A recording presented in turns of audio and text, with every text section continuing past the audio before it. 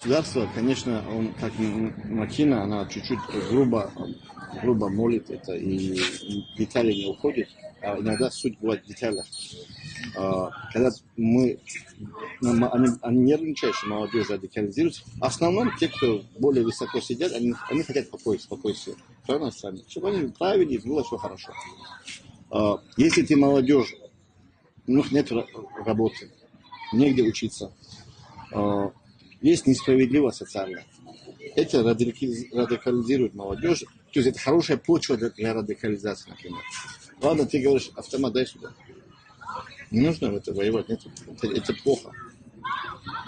Ты можешь ему альтернативу предложить? Что может государство предложить альтернативу молодежи? Вопрос хороший, правильно вопрос. Молодежь надо занимать полезным делом. Спортом, образованием, созиданием. То, что мы делаем, я делаю изначально и сейчас, я предлагаю альтернативу. Как? Как должен молодой человек развиваться? Учить.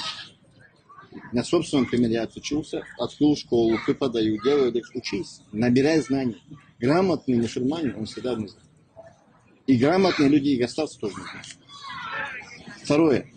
Если у тебя есть дополнительные деньги, силы, ты хочешь вот это, не надо убивать, взрывать. Помогай людям. Помогай сироте, помогай вдове, помогай бедным людям. Если ты вокруг себя смог помочь, помогай Африке, помогай бедным. Почему нет? То есть созидай, не разрушай, а созидай. И мы на собственном примере это показываем. То есть мы на нашем собственном примере есть альтернатива. А что может государство предложить альтернативу? Когда все больше и больше и люди, и кризис, и безработица, и несправедливость, и воровство, и коррупция. Это почва хорошая, что кто-то сказал, вот видите, вас там обворовали, вас несправедливо относятся, вам некуда. Вот так надо, короче.